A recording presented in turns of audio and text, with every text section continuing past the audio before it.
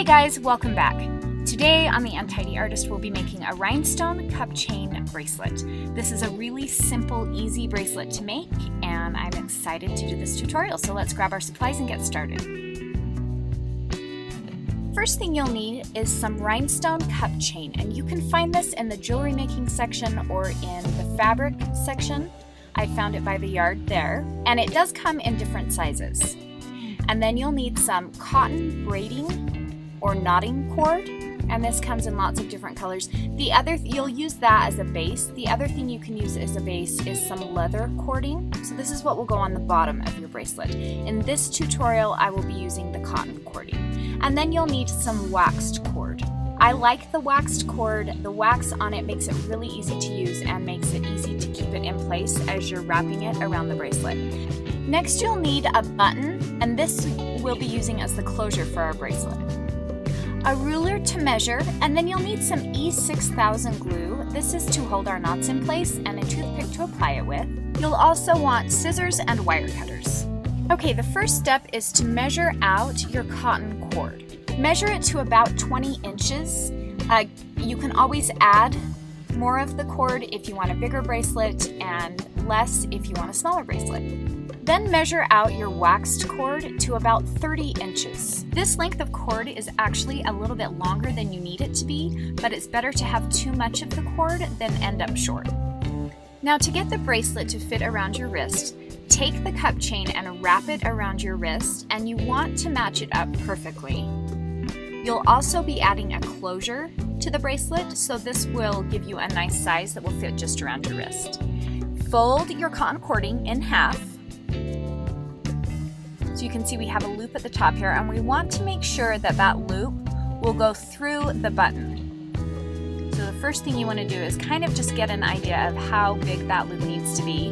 Now take your waxed cording and hold the tail end of it in the opposite direction of your loop, and with the long end of it, start to wrap it around the cotton cording. I find the easiest way to do this is by taking my thumb and my forefinger and just holding the cord and the waxed cord into place, and then I use my other hand to wrap the waxed cording around the cotton cording. This ensures that I'm always holding the cords into place with either my left hand or my right hand and wrapping with the other hand. So we attach it together and create that loop at the top.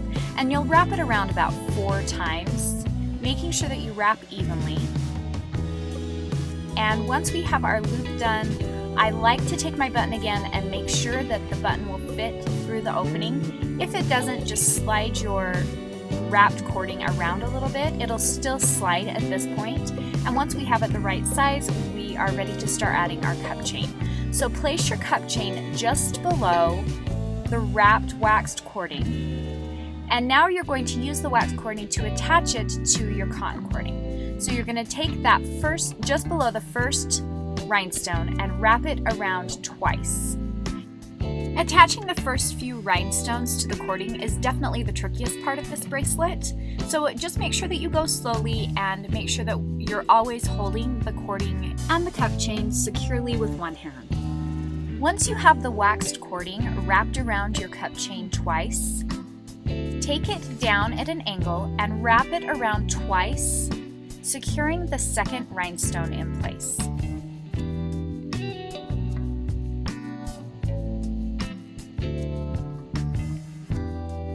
Now turn it over so you're working from the back of the bracelet, and take that little tail end that's poking out there and just use some scissors and trim it off. You'll continue to wrap the wax cording around the cup chain following these steps until you get to the end of the cup chain. So a couple things to note while doing this. If you turn it over, and you can see on the back the pattern that it makes. So you can see it goes out at an angle and then wraps around once. You want to be sure that your cotton cording underneath doesn't get twisted and that the cords lay right next to each other and lay flat. This will ensure that your bracelet will lay flat on your wrist, and sometimes I find that it's easiest to work from the back of the bracelet so that I can make sure that that cotton cording underneath isn't twisting and turning. Once you reach the end of your cup chain, go ahead and wrap the waxed cording around your cotton cord about 5 times, wrapping evenly just like you did at the beginning of the bracelet.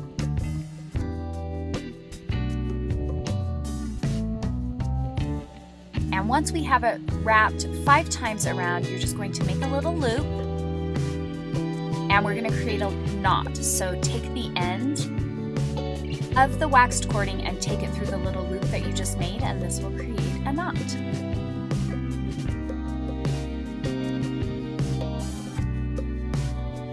Now we're going to attach our button.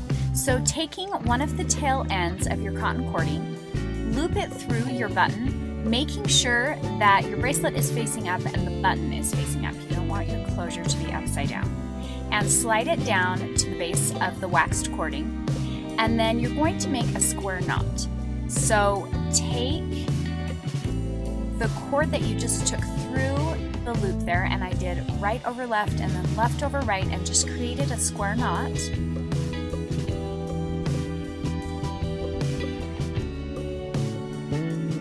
Pull the knot tightly so it's nice and secure, and then I like to check and make sure that my button still goes through my little loop at the top there.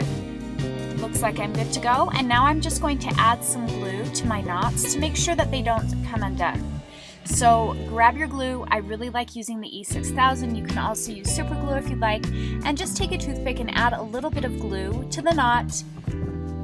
You want to make sure that you add glue to the start of your bracelet and then to the knot that you have by your button. And once that has dried, go ahead and clip off your ends. Trim them as close to the button as possible, and that's it. You're done. You have these gorgeous rhinestone bracelets. I love wearing these. They're sparkly and pretty and easy to make. These are fun to make as gifts. I plan on making several as Christmas presents. Thanks for watching, guys. Give this a thumbs up if you liked it. If you haven't subscribed, please do. I post new videos weekly, and please check out some of my other tutorials. Thanks, guys. See you next time.